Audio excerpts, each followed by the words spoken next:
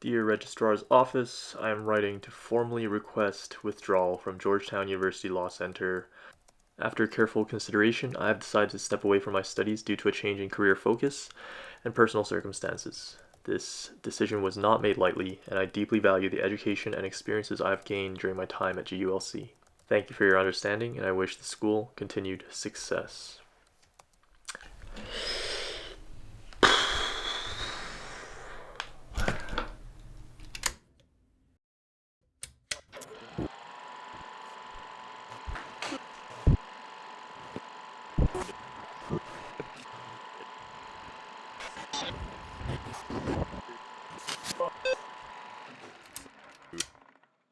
So as the title of this video suggests, I dropped out of law school.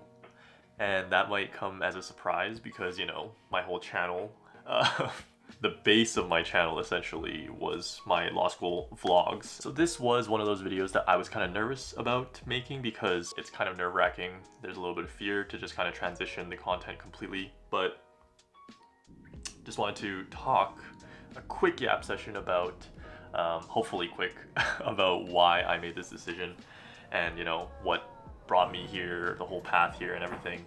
I think to start, something that really sums up the whole reasoning behind it well is that this little quote: it's better to be at the bottom of a ladder that you want to climb than be halfway up one that you don't. That is from The Office, but I feel like that really did kind of resonate with me a lot. And although I heard this after the fact, I think that just really sums up the whole reasoning behind it. So yeah, we're just gonna start with the whole history of why I decided to go to law school. So initially, my whole reason behind going to law school was actually, well, I didn't plan on it. I was actually suggested to kind of take the exam, and maybe I was mostly thinking about tutoring the LSAT. And so I ended up just studying the LSAT that way. I ended up applying to law schools because it helps when you have acceptance letters to different law schools when you're applying for jobs and stuff, because they can advertise it as oh, they have this person that has these types of credentials to tutor the LSAT. And so that was the whole reasoning behind why I actually started studying. And I actually did that for quite a long time. I actually took around almost a year and a half, 2 years studying for the LSAT. I ended up taking it a lot of times, but I did end up with a 173. And then I started applying to schools with I had a 4.0.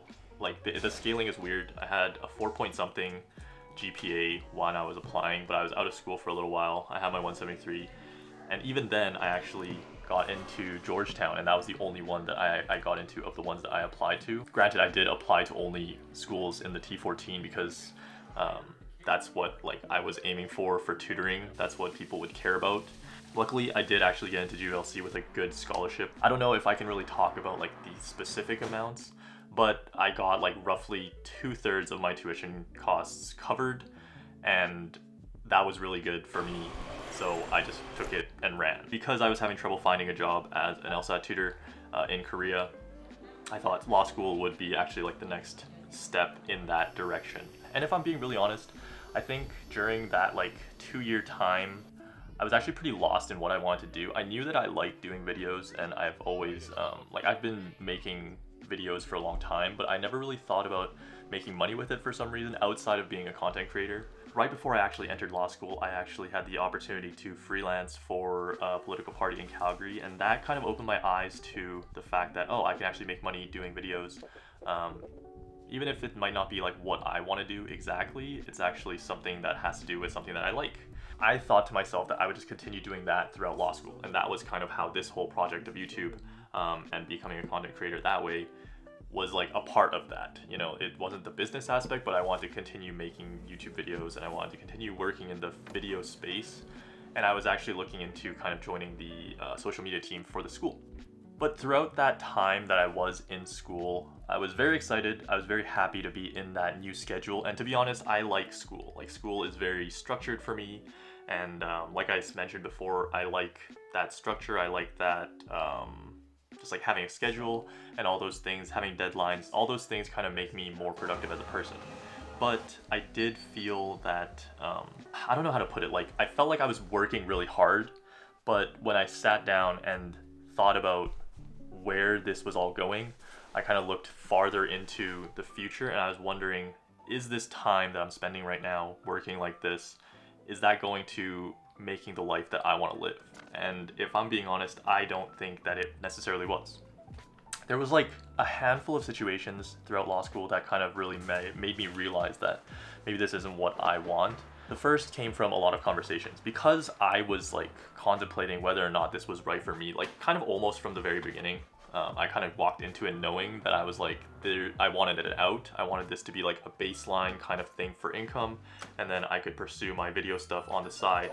I had like a handful of conversations. I was talking to a lot of people because I really wanted to know why they were in law. Because for most people that are in law school, that I spoke to at least, and that I know, there's like two things that you can either do. You can either go into big law, or you can be in like public interest. There's not many people that aren't doing those two things, especially at a school like GULC.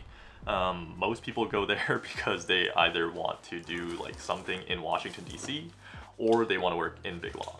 And so I was curious like what drove them to be there. I came to realize that the people in big law are mostly in it for the money and the status. Yeah, just like making bank and then transitioning out and kind of moving to something with more work-life balance. And that seemed to be like the goal for most people that I had talked to, or they genuinely just enjoyed the type of work that they were doing. They're kind of like the workaholic type of person.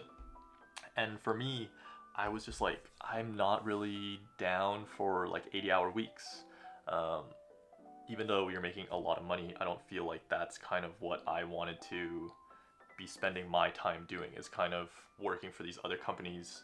I don't know, do like M&As or litigation or all these different things. Like, it just wasn't really what I had in mind.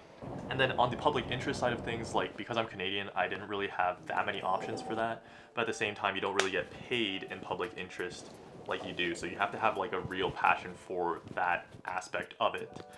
And even with a scholarship, law school is not cheap. That's the thing. So like even most people that are in public interest, they have ideas of going from big law and transitioning to public interest once they've paid off their school debt. Because living in Washington, let me tell you, is not cheap.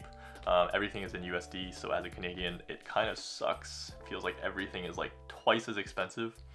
But just rent alone, to be honest, was like $20,000 a year. So that's big, and then there's already like a little bit of tuition on top of that. So for 3 years I was looking at almost like 6 figures worth of debt anyways. So then to go into public interest, I would have to work at least X number of years to pay that off, and then more to kind of have like a safety net for myself financially. And the second thing was talking to people that and they want to do something in the government because that's where their passions lie. They were interested in the government, they liked politics or like something like that.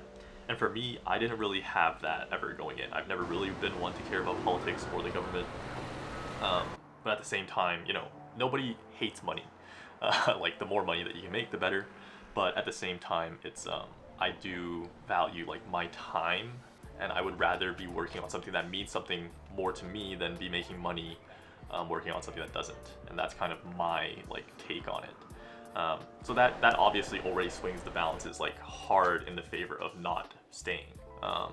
And then on top of that, like finances is a big thing as well. So like that really weighed down. And the biggest, I think, was that there were a few classes where I actually met, well, my professors were all awesome, but there were a few classes where the professors were really like passionate. You could tell that even on their time off outside of school, they were working on something that they were passionate about in law.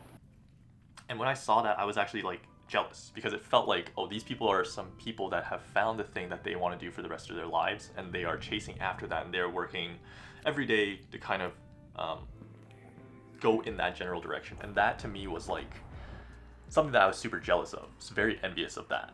Like one of my professors, Dr. Mike Gottesman, at the school, he had been like a litigator, arguing like court cases in front of the Supreme Court and all these things. And he had been a managing partner here, and like there was so many different things about his life that I was like, wow, this guy is like pushing, I don't even know, he might be like pushing 90, he might be pushing 80, but he is still working every day. He's still a professor at this top tier school, and he's teaching like the next generation of lawyers.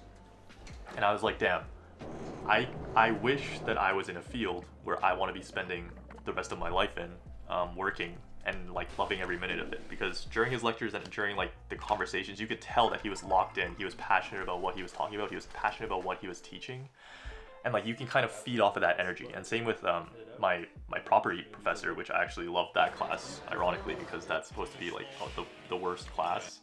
But yeah, Professor Sakame was amazing as well, and you could tell that he was also passionate about like crypto. He was also passionate about IP and these things, and whenever he got into it, you could kind of get sucked in by that passion. And I felt like that was also a very key moment for me, where I was like, damn, being on the right ladder, I think, was like an important aspect to me.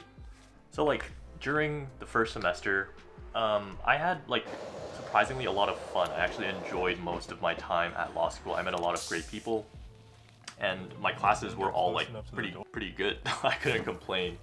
They were like, although the content wasn't the most interesting, like it was just getting back into like studying something and learning something new, and getting into that schedule was really nice for me. But at the same time, like there was another side of it where I was sitting there spending hours, like you've seen most of my vlogs. The vast majority of my time is like these time lapses of me just sitting there studying.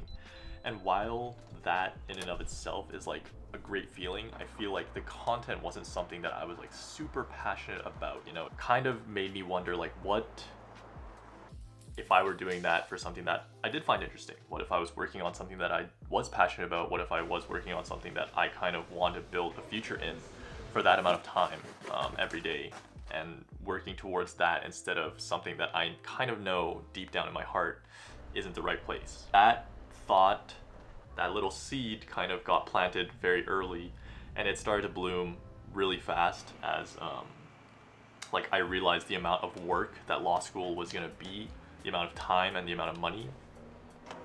And I think that slowly started taking up more and more of my mental space, and that kind of just like ballooned after first semester.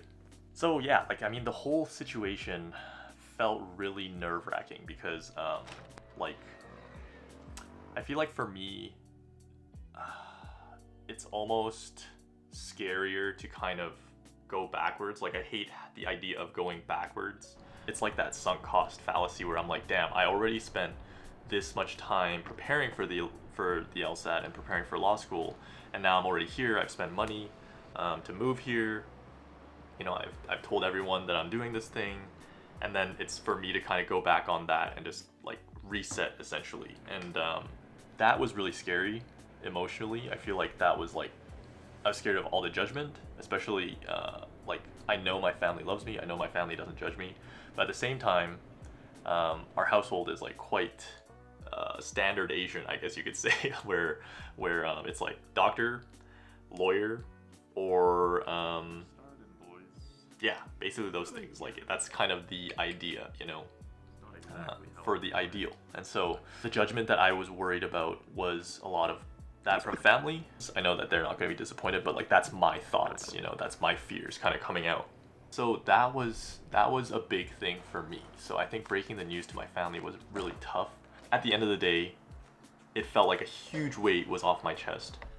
And like, to be completely honest, there's like a big sense of I have to kind of find what I want to do, and I have to kind of get that going, or else it's going to become too late, or I'm going to feel like it's going to be too late, and I'm going to like have regrets about that. So I think that was also a big reason why I just kind of said after first semester, I'm kind of done.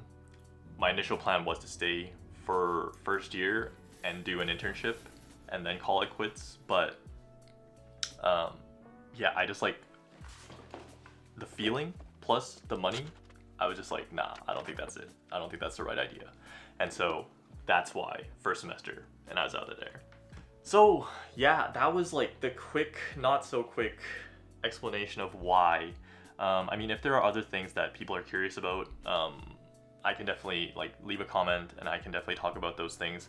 I feel like I just wanted to cover like the broad scope things. Yeah, I think that kind of concludes my explanation of the law school era. Hope you guys will stick around, and I will see you in the next one.